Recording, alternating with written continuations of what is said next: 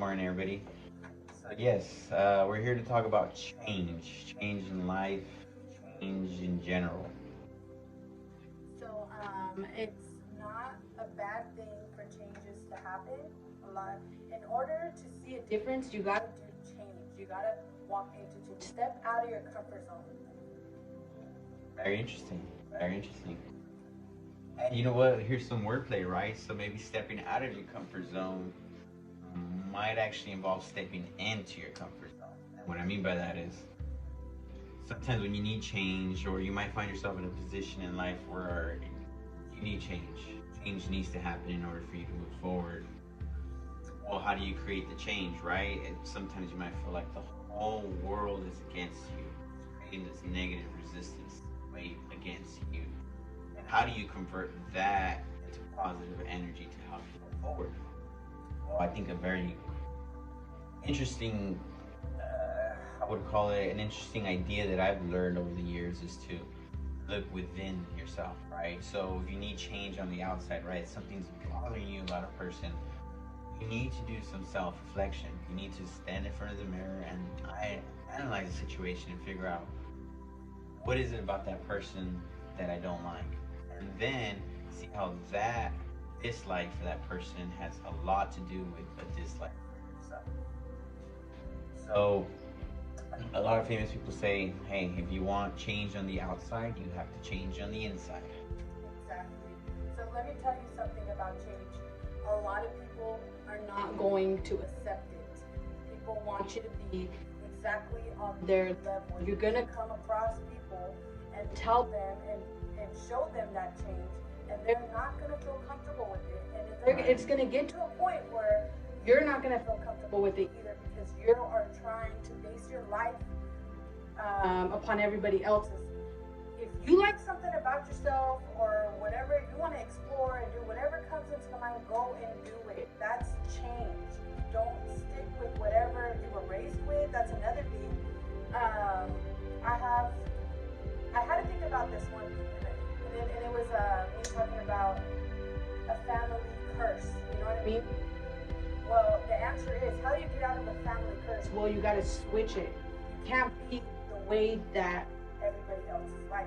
Right. And that's going to be so uncomfortable, but the moment you step out of it, you are going to feel a lot more lightweight when it comes to that. Yeah, you know what? There's so much wisdom in what you just said right now, right? Like a family curse, a generational curse, right? When a family or a generation or a type of people is a certain way for so long, they're gonna create such energy levels on a generational level, right? Like your mom, the daughter, the granddaughter, like its implications will transcend generations, time.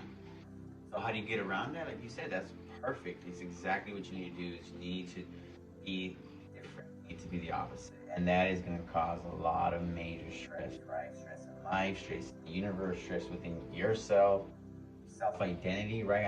Who are you really? Are you this person? Are you like them, right? So once you start becoming aware of yourself, you start realizing that yes, it is very scary because you are like them, and but the positive thing to that is that you're striving. You've accepted who you are, and you've accepted that that's not who you want to be, right? Here's the kicker, right? You want to be something else. You want to change. That's where it starts, right? Exactly. Very important. Good lesson, right? Family is going to be your biggest resistance. I guarantee you. They will be your biggest support at all times, right? Everybody knows this, but at the same time, they can be your biggest resistance, right? Because that's family, and family is going to be very reluctant to change. They're the ones that are set in stone in the way their moms did a certain thing, and the family has done a certain thing, and generations, and culturally, we've even done things a certain way, right? Yeah, very good words. Words. So I think another thing that can be said is if you think about, she said right, is being able to step out of your comfort zone and being able to identify that there is a difference between family and you. There's a lot of wisdom in that, and one thing that I'm going to imply, I'm going to try to touch base, and hopefully you guys can kind of follow along with what I'm trying to get at right now. The basic story of any hero in any story, right? Any hero has to walk in in order for a person to become a hero, he can't be a hero in his own motherland, right? Hero has to go on an adventure, right? That's every story, right? A hero goes on an adventure, conquers some beast or some evil horror, comes back home, and shows, the new homeland, what he's done, right? His accomplishments, his change, his growth, his odyssey. Shows that wisdom, and now he teaches it to his fellow brothers and sisters. Well, imagine you trying to do that with family, right? It actually means that is essentially what you're doing. You have to walk away from family. Think about it, right? You're walking away from your homeland. Homeland is something you know, you love. It's where you're born and raised. And in order for you to become a hero, a person of influence, right, a positive figure in life, you can either be just like them, or you can be ordinary, or you can be extraordinary, right? And that's exactly what a hero does, right? Any hero, and we're all heroes in our sense. Don't think of a hero as this Hercules or, I'm a hero, she's a hero. We're all heroes to our kids and children, each other, you know? So now having said that, you do have to walk away from it. You do have to travel because you cannot be a hero in your homeland. Basically, Exactly. You can't be extraordinary in your comfort zone. You have to step out of it.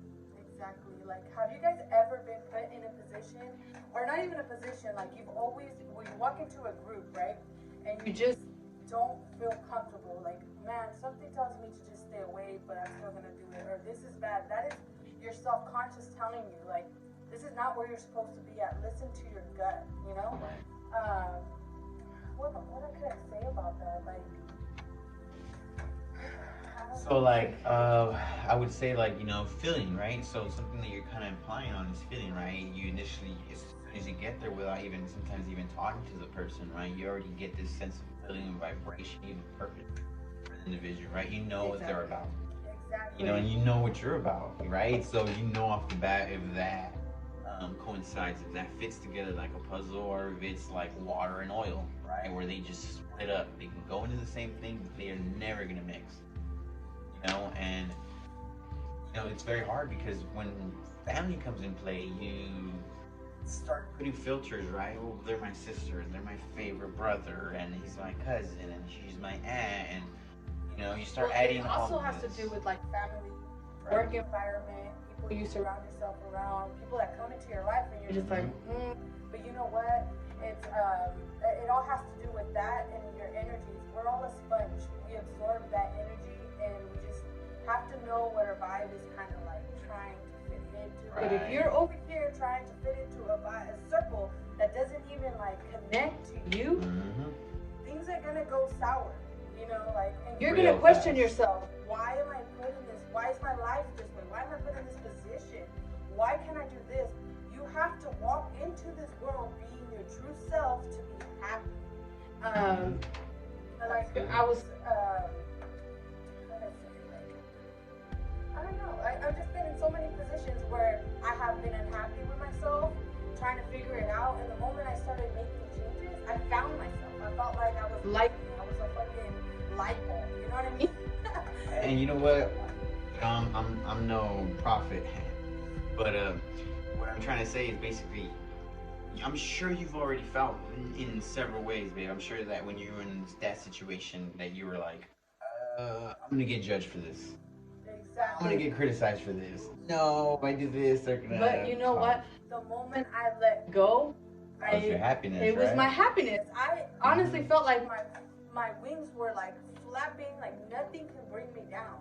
You know how long I've been depressed and trying to figure out there was something wrong with me, or am I like, I was raised to be told that I wasn't smart enough, I wasn't this, that I wasn't gonna be anything in life.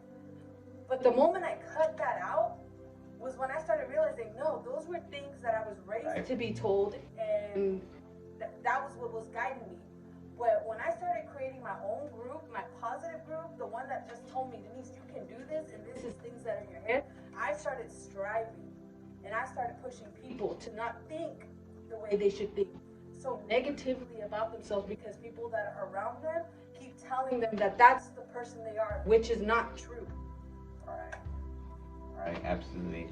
Right, you were finally true to your feelings, right? You were finally at a point, And a lot of us find ourselves find ourselves in that position, right? We're finally okay with being ourselves and what that implies, right? And everything that comes with it, right? And as you become yourself, as you embrace yourself, you'll learn to love yourself, right? A lot of times we find ourselves being our own worst enemies when we should be our own best friends. And certain people naturally show that, right? Like I can look at Denise, I can look at Nene and be like, I know that you're your own best friend. Just like that. Just by looking at you, just by talking to you, I wouldn't even have to talk to you. I can see it. I can feel it. That you are your own best friend. Where you see other people and you can tell they are at a constant battle with themselves. And because they're at a constant battle with themselves and they're trying to identify who they really are, as you come into the picture and you come with all your greatness and all your positivity, that's going to get eclipsed and overshrouded because somebody's at battle with themselves. They can't see your greatness. They can't see the love that you're trying to give them. They see hate. They see plans, scheming. They see all these other things that aren't there, all these false illusions. But when you start becoming true to yourself and true to others, and you start opening some real doors to some real possibilities and some real joy, some real love. And it all has to do with accepting yourself and not relying on someone else's opinion. Right. I think I'm gonna be happy if I told my husband, babe, do I look good in this or do I don't? And if he says, Denise, I like you to look the way I want you to look like, I'm not gonna be happy with myself because I'm basing my life. I'm basically handing my life to him and telling him, I want you to accept me, so what do I need for you to accept me? That's not how it should be. The person should accept you the way you are. That's why I always tell people, how are you gonna go on dates or try to talk to somebody or try to create your group? You are who you attract. And the person that sticks around is your energy as well. You'll know, like people say, no, I don't believe in that. It is true. You want to hang out with people that are negative and gossipers and all that stuff, you're going to be in a big situation. Like that's what you are. If you want to be greater than that circle that you have, start hanging out with better people that will guide you, the ones that are there by your side when you're in your worst, the ones that you can talk to without having to worry about them talking about who knows who to other people. You should be able to walk into their lives and be like, I'm not being judged and I'm being guided. Those are the people you should hang around with. But the moment you come up with an idea and someone shuts it down and tells you it's not going to happen, those are the people, everything is possible. Those are the people you should cut out because they're making you stumble and making you second guess yourself, I mean, as it is, we second guess ourselves, right? One of the hardest things to do is to believe in ourselves, right? And it's absolutely amazing when you do believe in yourself, right? When you believe in yourself, you have what I'm talking about, right? You have that self-confidence, you have that love for yourself, that you don't need dependence, you don't need approval on other people. And whether we realize that or we get to that point because we had such a critical or criticizing life or it was an abusive past or a lot of people come to the same point through different roads.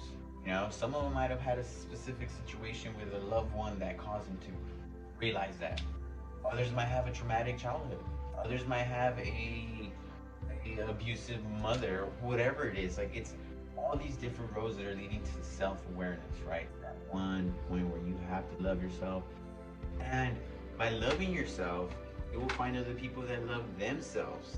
And when you get two people that love themselves, you get what you call a nurturing relationship, right? We get a relationship where when you see the other person falling down or having low self-esteem, guilt, doubt, anything like that, you nurture that, you feed, you make sure you eliminate that. You want to nurture the opposite. You want to make sure that that person is not feeling doubtful. You want to make sure that person is not scared. You want to make sure that person is comfortable, joyful, positive, confident, right? And you reassure that, you feed that, you take everything out of that garden, everything else completely, and you make sure that you only give positive back. And when you, because we're all human, right? When you make your mistakes, more than half of the time you catch them before the other person has even said anything, right? And that comes from that self-love, right? Where you start looking at like, well, maybe I should have said certain things because I know I wouldn't like to hear certain, right? So in understanding certain like self appreciation, self love, you're able to give that to somebody else, right? Unconditionally. You know, again, we're all human, but Exactly. understanding where you stand and the level of energy you carry has a lot to do with how much you can give to another person, right? Because if you're vibrating low, if you have low self-esteem, you have low self-love, what can you possibly offer to another person?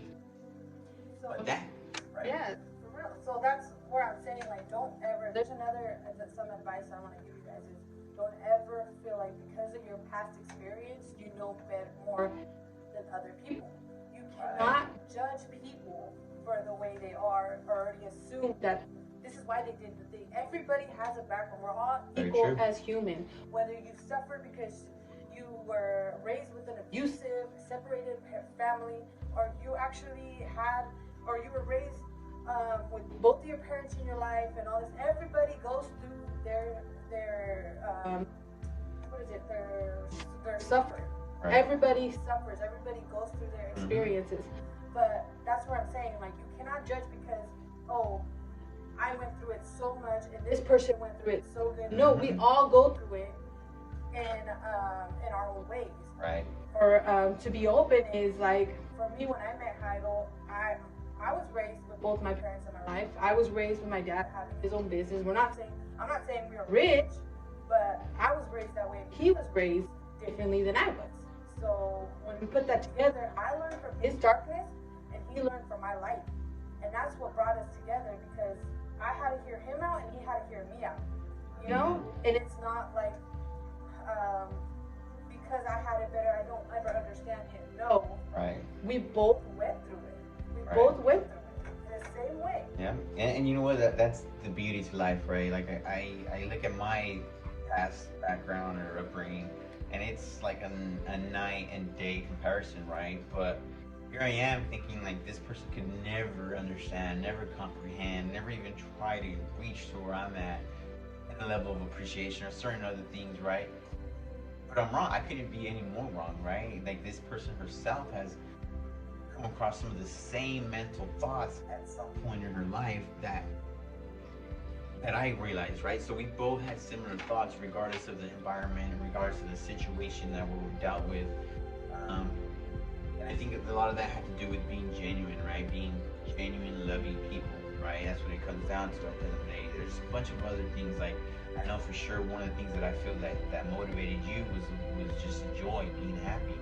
One thing that you strove for all the time is to maintain a positive, happy environment, right? Exactly. Just because I was raised with both of my parents in my life and they had the business and all this stuff didn't mean that I was happy. All I was seeking for was love and attention, you know? Right. So when it came to meeting him, did I judge him? I was always brought differently where I always thought things, I didn't judge people. Like, for some reason, I just was always like that. I didn't want to judge people because I always knew they had a background behind them too. So when I met him, did I judge him? I didn't, but I was also open-minded. I knew what I wanted in a relationship, and I wanted a long relationship, so I was open to him, and he accepted me for that. And that's how we just kept moving forward, you know? So that's part of it. Like, you want to find your love life, you need to stop changing the routine that you have. And you just got to keep going forward, you know? That's absolutely right, you know. And it's like, if they accept you, then they're gonna be the ones knocking on your door. A lot of people think they should chase after things. No, you gotta do your part, but you can't also throw yourself at someone and be like, well, we're gonna be life partners forever. No, you're gonna scare a man away. But this one seems to stick, you know? Yeah, for sure. Though, in all honesty, right, you gotta be open to the idea that, something that, I learned from you, right, is living in the now, right? Living in the now, living in the present moment, having non-attachments, right, and that was a very important lesson, right? Because when I first met her, I mean, I was, anybody that knows me knows that I'm, a father first, right? I'm a teacher first. I embrace my children. I embrace everybody that's around me with knowledge, right? I absolutely 100% would rather teach you to do something than tell you how to do it, right? I'm one of those people that encourages self-thought, independence, right?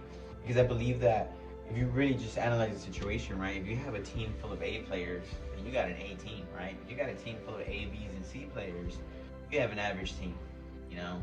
And so what I try to teach people and everybody around me, kids, you know, friends, family, even my mom and dad, you know, it's just to strive for more, you know, and that doesn't mean to be a better person than anybody else. It by no means means to compare yourself to anybody else. It just means to push yourself to the limit, right, of your human potential. How much can you become, right?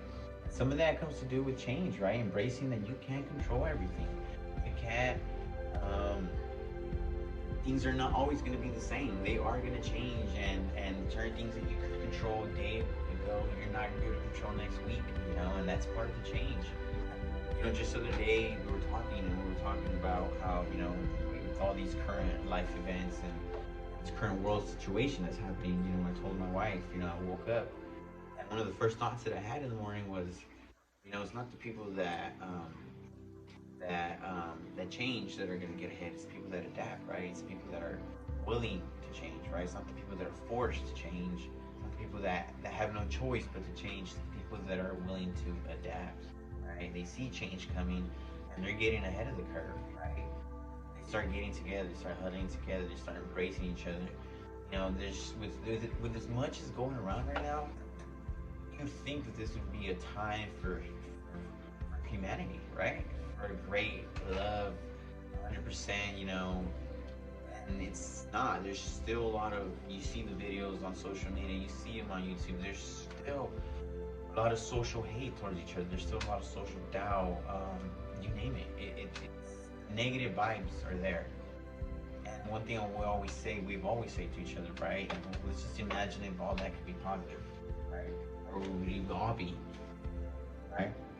So let's look forward to change, right? Let's look forward to change because change is always good. Whether it's bad, it is good in the end.